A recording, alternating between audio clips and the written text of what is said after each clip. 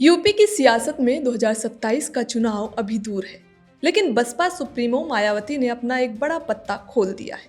सवाल यह है कि क्या बसपा फिर उसी सोशल इंजीनियरिंग की तरफ लौट रही जिसने 2007 में उसे पूर्ण बहुमत दिलाया था।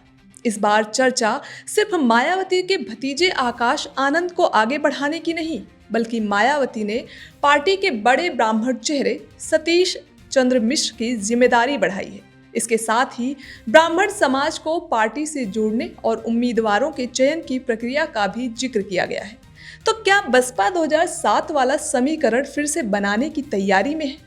हम इस वीडियो में समझेंगे कि कौन है सतीश चंद्र मिश्र जिन पर बसपा सुप्रीमो मायावती ने 2027 की कमान सौंपी है। नमस्कार, आप देख रहे हैं VSTV न्यूज। मैं हूं आपके साथ प्रज्ञा पांडे। 2027 के विधानसभा चुनाव को लेकर बसपा सुप्रीमो मायावती ने सतीश चंद्र मिश्र की जिम्मेदारी बढ़ाने का ऐलान किया है। मीडिया रिपोर्ट के मुताबिक मिश्र पहले से ही बसपा के राष्ट्रीय महासचिव हैं और पार्टी के कानूनी और मीडिया से जुड़े काम देखते रहे हैं। अब वह चुनाव आयोग से जुड़े अहम मामलों को भी देखेंगे, यानी चुनाव की तैयारी के लिहाज से यह जिम्मेदारी काफी अहम मानी जा रही। अगर हम बात करें सतीश चंद्र मिश्र की, तो सतीश चंद्र मिश्र बसपा के प्रमुख ब्राह्मण चेहरों में शामिल हैं। वह लंबे समय से मायावती के साथ पार्टी में अहम भूमिका निभाते रहे। वह वरिष्ठ वकील हैं। बसपा सरकार के दौरान वह उत्तर प्रदेश के महाधिवक्ता और कैबिनेट मंत्री भी रह चुके हैं। वह राज्यसभा सांसद भी रहे। अब चुनाव आयोग से जुड़े काम की जिम्मेदारी मिलने के बाद उनका चुनावी रोल और महत्वपूर्ण हो गया है। लेकिन सवाल उठ रहा है कि क्या ब्राह्मण वोट पर मायावती का फोकस इतना क्यों है? यही इस पूरे फैसले का राजनीतिक मतलब समझ में आता है। मायावती ने अपनी पोस्ट में ब्राह्मण समाज का खास तौर पर जिक्र किया। उन्होंने कहा कि बसपा सर्व समाज में अपना आधार मजबूत कर रही। इसी कड़ी में ब्राह्मण समाज के लोगों को पार्टी का उम्मीदवार बनाने की प्रक्रिया शुरू होने की बात भी कही गई। मायावती ने इसे 2007 की तरह पूर्ण बहुमत की सरकार बनाने की तैयारी से जोड़ा, यानी बसपा दलित वोट के साथ ब्राह्मण समाज को भी अपने साथ जोड़ने की कोशिश करती दिख रही है। अब समझते हैं कि 2007 का समीकरण क्या था।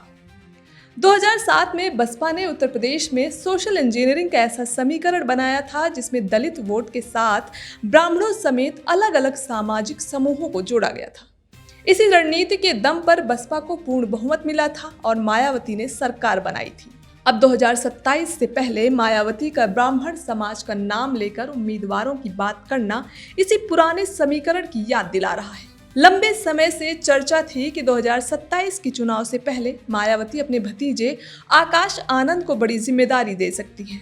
उन्हें चुनाव से पहले प्रचार के लिए सभाओं में उतारा भी गया, लेकिन सतीश चंद्र मिश्र की जिम्मेदारी बढ़ाने का मतलब यह जरूरी नहीं कि आकाश आनंद की भूमिका खत्म या कम कर दी गई है। इतना जरूर है कि मायावती ने एक साथ अलग अलग सामाजिक और संगठनात्मक समीकरणों पर काम करने का संकेत दिया। उम्मीदवारों के चयन पर भी काम तेज।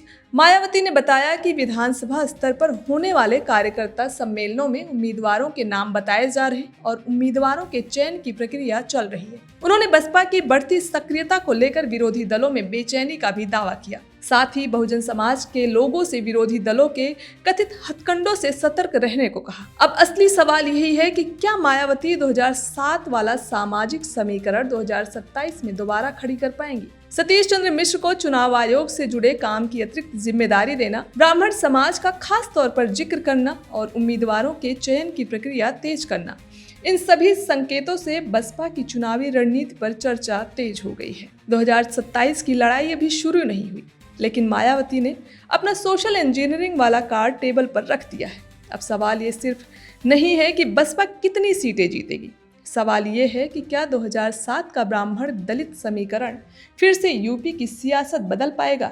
इसका जवाब चुनावी मैदान में ही मिलेगा। फिलहाल के लिए इतना ही।